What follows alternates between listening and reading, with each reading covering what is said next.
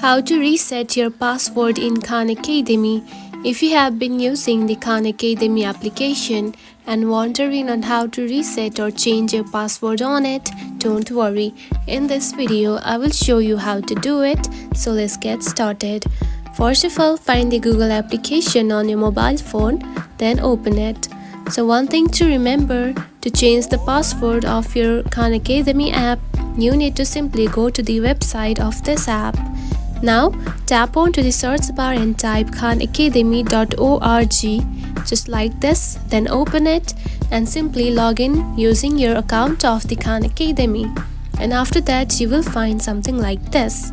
Now tap onto three lines right here at the top, select it, then scroll down and here you can find your account name. Now tap on it, then again scroll down and tap onto settings right here. Now scroll down and here you can find your password option right here. Now to reset password, tap onto new password and type a new password and simply re-enter it and create password.